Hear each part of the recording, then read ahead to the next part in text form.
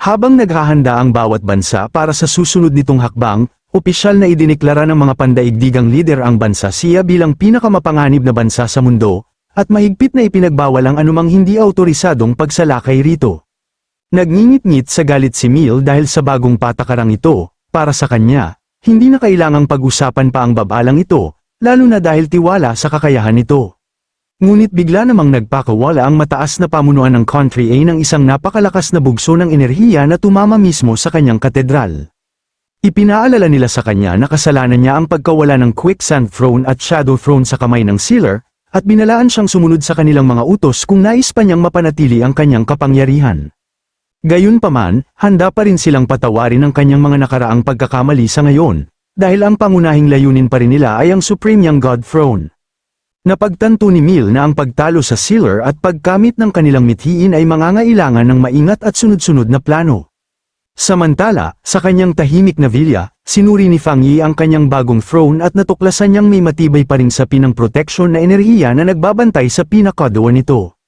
Pinakawalan niya ang kanyang napakalawak na kapangyarihan upang wasakin ang hadlang, tinunaw ang kalasag, at sinipsip ang gininto ang kapangyarihan ng Young God Throne diretso sa kanyang dibdib. Pagkatapos nito, nakaramdam si Fang Yi ng napakalaking pagbabago sa paligid nang sumiklab ang isang marahas na bagyong may kidlat sa ibabaw niya. Napagtanto niyang malapit na siyang makapasok sa susunod na antas. Masayang binati siya ng Red Spirit Flower. Tinanong naman siya ni Fang Yi kung bakit nananatili siyang nakakulong sa villa gayong maaari siyang magsanay sa pinakamahuhusay na espiritual na kabundukan ng bansa matapos niyang mapasakamay ang Wood Throne. Gayunman, inamin ng Red Spirit Flower na mas gusto nito ang tahimik na bakurang yon, dahil ang pamamahinga sa isang komportableng paso ay nakatutulong upang maging matatag muli ang kapangyarihan nito matapos ang maraming taong pamumuhay sa kagubatan. Tinukso naman ito ni Fang Yi at sinabing mas mabilis pang umuunlad ang kakayahan nitong magsalita kaysa sa tunay nitong lakas. Pagkatapos ay tinanong niya kung tahimik pa ring nagsasanay sa likod na bundok ang kanyang pinsan na si Lin Yi. Dahil nag-aalala rito ang kanyang tiyahin, nagpa siya si Fang Yi na puntahan si Yi, dahilan upang matuwa ang Spirit Flower. Habang naglalakad sila palabas, naisip ni Fang Yi kung gaano kasaya ang halamang nagmula sa Wood Throne na mamuhay na parang isang ordinaryong halamang na nasa paso. Napakalaki ng naitutulong ng napakalakas nitong life force sa pagsasanay ng lahat, habang pinahahaba rin ito ang buhay ng kanyang tiyahin. Naalala rin niyang pinakain niya ito ng pambihirang Illusion Spirit Crystal na nakuha niya mula sa King of Illusions, dahil isa itong likas na halaman, mabilis nitong natutunan ang mataas na antas ng Illusion Magic, na nagbigay rito ng makapangyarihang depensibong kakayahan upang maprotektahan ang kanyang tiyahin sa bahay. Samantala, kahit na ang Metal Attribute ni Yi ay dapat na madaling makontrol ang Shadow Attribute, isang seryosong problema ang lumitaw habang sinusubukan niyang paamuin ito.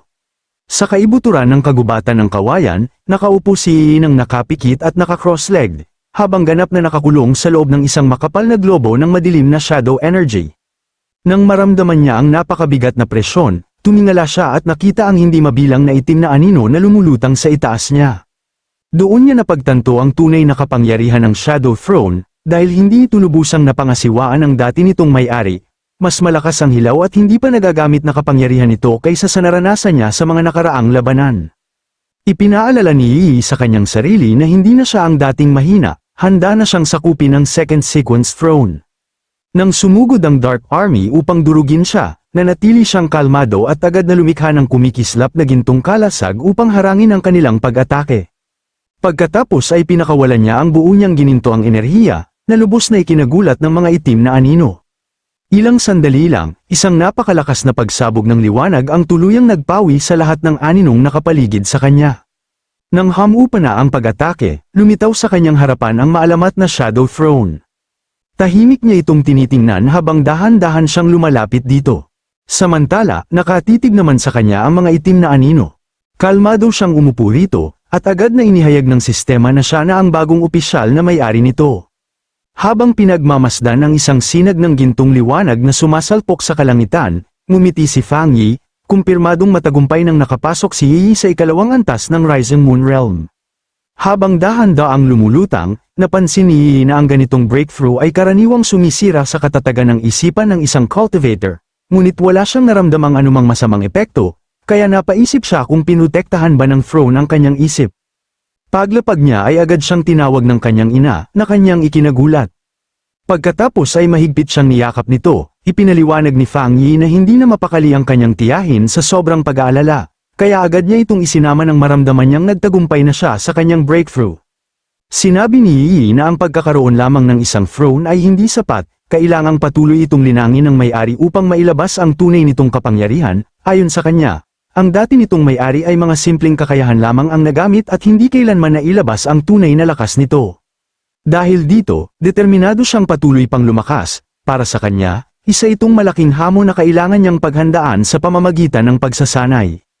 Buong suporta naman sina Fang Yi at ang kanyang ina, at naniniwala silang ang ganitong dedikasyon ang nagbibigay saysay sa landas ni Yi bilang isang henyo.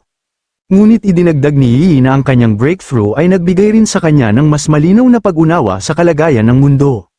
Napagtanto niyang malamang na ito rin ang ikinababahala ng mataas na pamunuan.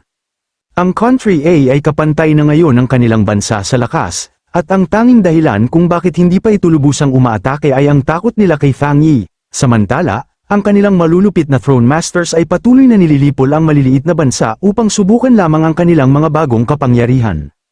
Kinumpirma ni Fang Yi na nawalan na ng kontrol ang pamahalaan ng Country A sa mga Throne Masters nito. Ibinunyag pa niyang 5 na naman ang namatay sa araw na yun, bagamat iniiwasan pa ng mga taksil na Throne Masters ang kanilang bansa sa ngayon.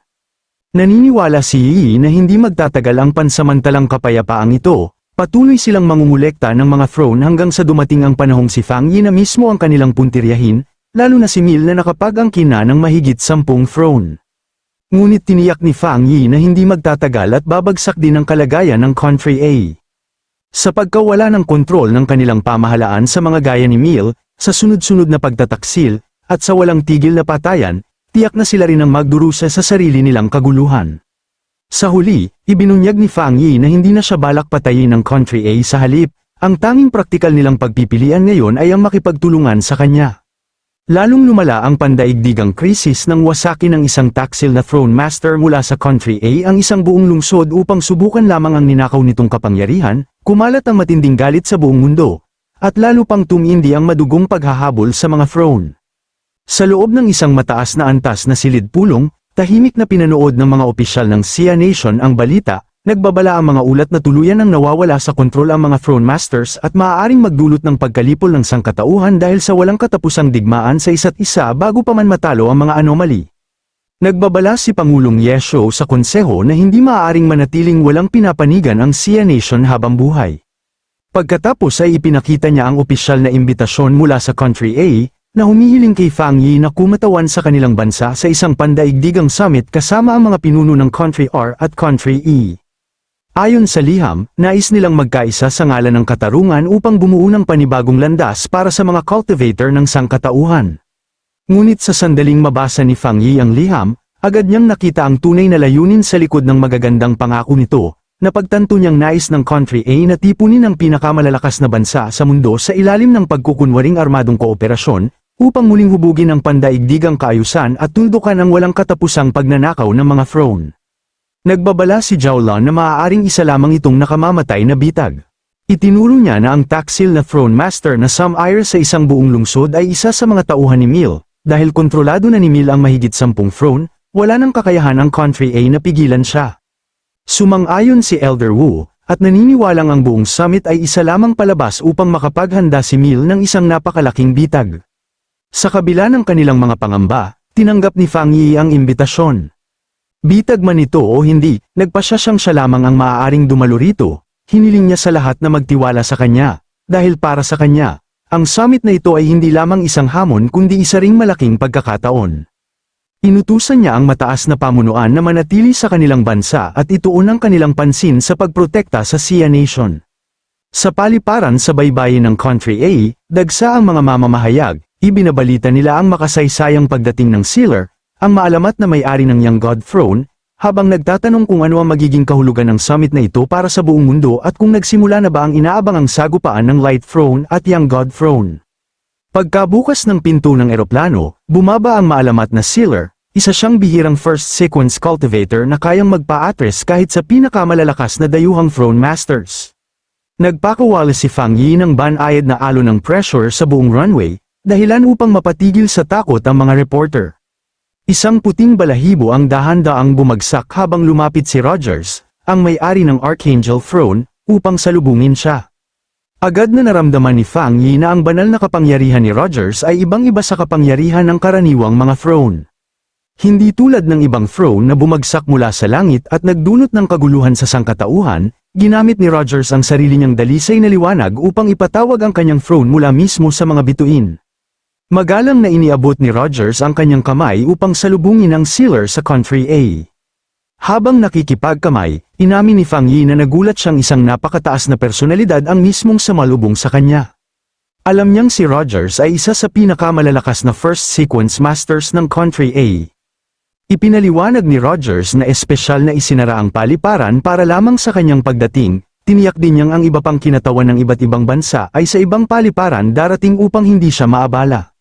Napansin ni Fang Yi na kahit pinipigil ni Rogers ang kanyang aura, naglalabas pa rin ito ng napakabigat na pressure. Gayunpaman, mas mapanganib pa ang matalas nitong isipan at pagiging tuso, dahil malinaw na sinusubukan nitong alamin ang tunay na hangganan ng kanyang lakas habang maingat na itinatago ang sarili nitong kapangyarihan. Biglang isang kakaibang tunog ang umalingaw-ngaw sa paligid habang isang kumikinang na hamog ang unti-unting gumapang sa runway. Naging alerto si Roger habang ikinalat ang kanyang malalaking pakpak at agad na lumikha ng isang hadlang ng liwanag upang protektahan sila. Nagbabala siya kay Fang Yi na umalis kaagad. Ipinaliwanag niyang ang walang lunas na light poison na yun ay matagal nang sumasalanta sa Country A, at sino mang mahawakan nito ay tuluyang nababaliw. Ngunit hindi naniwala si Fang Yi sa babala ni Rogers. Hinala niyang ito lamang ang unang pagsubok ng Country A. Nararamdaman niyang ang lason ay hindi likas na anomalya kundi isang sinadyang teknik na nilikha ng isang cultivator. Inutusan ni Rogers ang kanyang mga tauhan na protektahan ang kanilang panauhin anuman ang mangyari. Hindi nagtagal, ilang gwardya ang natama ng nakal-alasong hamog, nagsisigawan sila sa matinding sakit habang tinutunaw ng berdeng apoy ang kanilang mga ulo. Nang makita yon, napaisip si Fang Yi kung bakit handa silang isakripisyo ang sarili nilang mga tauhan para lamang magmukhang totoo ang bitag. Sinuri niya ang kanilang layunin, pagsubok ba ito sa kanyang lakas o isang murang babala, isang paraan lamang upang makakuha ng oras. Habang tuluyang naglalaho ang mga katawan ng mga gwardya, naging malinaw ang tunay na plano ng Country A. Gagamitin nila ang mga pagkamatay na yun upang palabasan na isang trahedyang aksidente lamang ang nangyari, nang sa gayon ay wala silang masisi. Napangisi si Fang Yi sa kanilang tusong pakana. Sa mismong sandaling yon, isang dambuhalang halimaw na hugis bungo at binubuo ng lason ang biglang sumalakay mula sa kanyang likuran. Nang maramdaman ng panganib, sumigaw si Rogers upang balaan si Fang Yi. Ngunit kalmadong sinabi ni Fang Yi na ayos lamang siya, na ikinatahimik ni Rogers. Casual pa niyang idinagdag na mayroon na siyang ilang ideya kung paano haharapin ng di umano'y walang lunas na light poison. Bago pa makapagsalita si Rogers, biglang sumugod si Fang Yi at tumalon mismo sa pinakamakapal na bahagi ng makamandag na hamog. Sa kaibuturan ng ulap ng lason, napangisi siya at pinakawalan ng isang napakalakas na pagsabog ng ginintoang solar energy. Ang pagsabog ng dalisay na liwanag ay lubos na nagpatulala kay Rogers. Sa loob mismo ng pagsabog, nakita ng sistema ni Fang Yi ang napakalaking dami ng light energy. Agad nitong sinimulang sipsipin ang lason at gawing bagong datos ang hilaw nitong enerhiya. Matapos makumpleto ang proseso, ginawaran siya ng sistema ng isang bagong maalamat na kakayahan, Great Light Divine Aspect. Sa pamamagitan ng kasanayang ito, maaari niyang ipatawag ang isang dambuhalang Diyos ng liwanag upang lipunin ang anumang kalaban gamit ang sukdulang banal na kapangyarihan. Hindi makapaniwala sina Rogers at ang kanyang mga tauhan nang mapagtanto nilang hindi lamang nakaligtas ang sealer sa walang lunas na lason, tuluyan pa niya itong sinipsip sa sarili niyang katawan. Habang hawak ang isang maliit at hindi na mapanganib na sinag ng liwanag sa kanyang palad, napangiti si Fang Yi. Hindi kailanman inasahan ng mga pinuno ng Country A na ang kanilang pagsubok ay haantong sa ganitong kalaking kabiguan at magsisilbi pa bilang perpektong gasolina upang lalo pang lumakas ang kanyang kapangyarihan.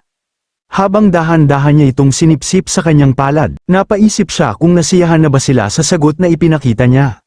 Samantala, mula sa tuktok ng simboryo ng terminal, mariing nagngit-ngit si Mil sa galit. Galit na galit siya dahil nagawa ng sealer na sipsipin ang kanyang sagradong liwanag. Sumumpa siyang ibababa ang sukdulang paghuhukom sa may-ari ng Young God Throne. Isang kumikinang na asul na balahibo ang dahan-daang bumagsak sa harap ni Mil. Agad niya itong nakilala bilang babala mula kay Rogers. Dinurog niya ang balahibo sa kanyang kamay at humalakhak ng baliw. Dahil sinubukan siyang gamitin bilang isang kasangkapan, Nangako siyang ibabalik niya ang pabor, at sisiguraduhin niyang kapwa sina Rogers at ang Sealer ay mamamatay.